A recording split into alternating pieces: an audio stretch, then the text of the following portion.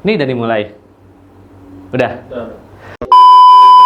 Pernah nggak sih kamu ngerasa ketinggalan sesuatu, lagi buka Instagram, lihat temen jalan-jalan ke luar negeri, nongkrong di cafe estetik, atau posting story di kajian yang lagi rame banget, terus di kepala langsung muncul tuh, kok gua nggak di sana ya? Nah itu dia FOMO, Fear of Missing Out. Tapi menariknya FOMO itu ternyata bukan penyakit modern yang baru muncul gara-gara medsos aja. Bahkan kalau kita lihat sejarah, orang-orang zaman dulu juga punya rasa takut ketinggalan. Bedanya apa yang mereka takutin aja tuh. Hari ini gue pingin ngajakin lo ngobrol santai tentang FOMO di masa Nabi dan gimana Al-Quran ngomong soal fenomena ini. Kita mulai dulu dari konsep dasarnya ya.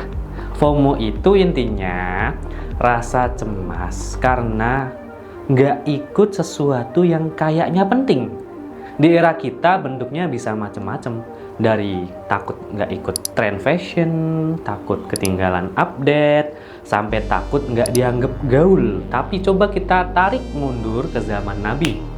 Manusia zaman dulu juga punya bentuk FOMO versi mereka sendiri, cuma konteksnya berbeda. Mereka takut ketinggalan perang, takut ketinggalan berita wahyu, atau nggak diakui sebagai bagian dari kelompok yang menang. Salah satu contoh paling menarik itu terjadi di Perang Tabuk.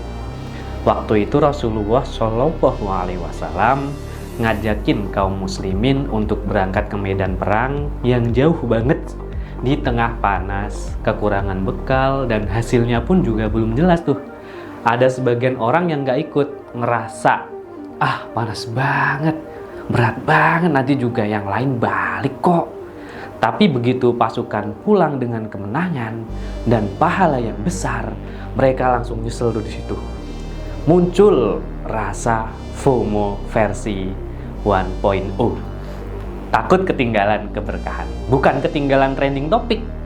Allah bahkan nyeritain hal ini di surat At-Taubah ayat 81 yang bunyinya, orang-orang yang ditinggalin tidak ikut berperang merasa gembira karena mereka tidak berangkat bersama Rasulullah, dan mereka tidak suka berjuang dengan harta dan jiwa mereka di jalan Allah.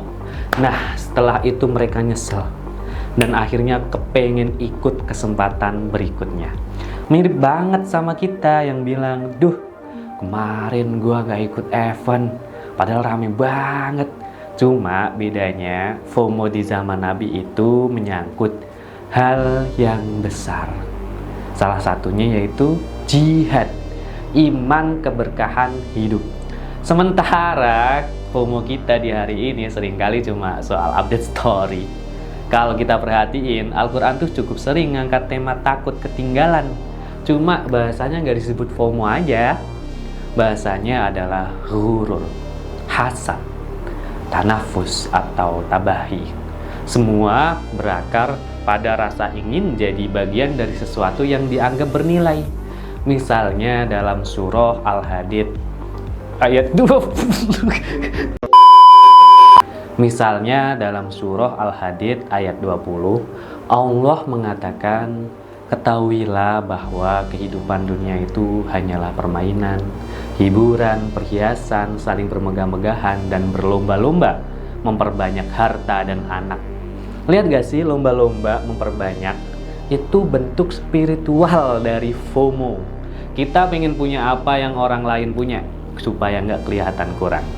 Ayat itu sebenarnya bukan melarang kompetisi, tapi ngingetin jangan sampai hidup lo cuma berputar di situ-situ aja. Karena kalau iya, lo bakal terus ngerasa kurang tuh. Dan ngerasa kurang, lo bakal terus ngerasa validasi atau ngejar validasi, bukan ngejar makna. Yang menarik, Nabi Muhammad SAW justru ngajarin versi FOMO yang sehat. Dalam hadis riwayat Muslim, Nabi bilang, tidak boleh iri kecuali kepada dua orang. Orang yang diberi harta lalu dia infakkan di jalan Allah, dan yang kedua orang yang diberi ilmu lalu dia amalkan dan ajarkan.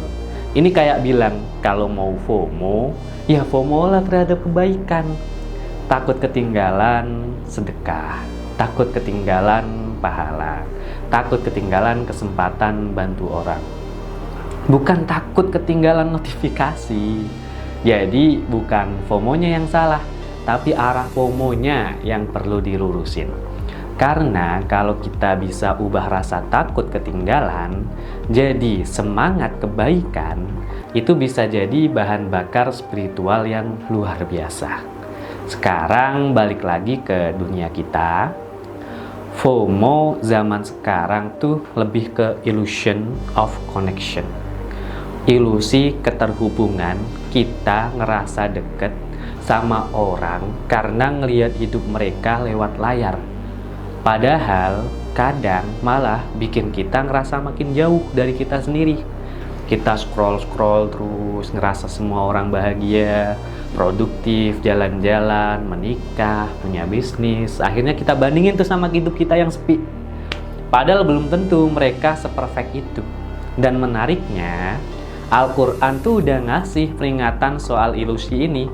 Masih di surat Al-Hadid nih, ayat 20 tadi. Lanjutannya kan Allah bilang, kehidupan dunia hanyalah kesenangan yang menipu.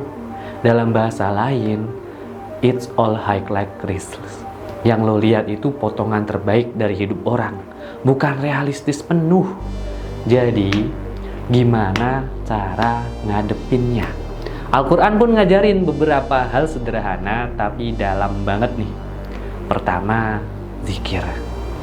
Dengan banyak mengingat Allah, kita jadi punya jangkar batin. Ketika orang lain posting kesuksesan mereka, hati lo nggak gampang goyah.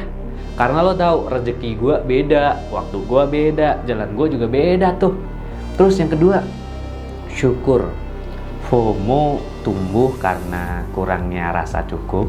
Tapi begitu lo bersyukur, algoritma hati lo itu berubah. Lo nggak fokus lagi pada yang hilang, tapi pada yang udah ada. Terus ketiga, ikhlas. Ikhlas kadang kita nggak sadar. Yang bikin cemas itu bukan karena kita ketinggalan sesuatu, tapi karena kita pingin dilihat.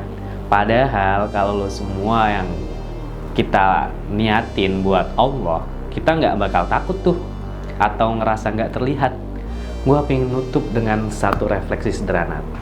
Ada satu FOMO yang justru bagus banget kalau kita pelihara. Takut ketinggalan masuk surga. Itu yang bikin para sahabat Nabi selalu semangat. Mereka takut kehilangan ampunan Allah, takut nggak sempat memperbaiki diri, dan itu FOMO yang justru bikin hidup mereka tenang. Kalau FOMO dunia bikin capek, FOMO akhirat malah bikin hati damai. Karena yang lo kejar bukan pujian manusia, tapi ridho Tuhan. Jadi, kalau lo ngerasa FOMO akhir-akhir ini, coba tanya ke diri sendiri, apa yang sebenarnya gue takutin buat ketinggalan? Dunia atau akhirat?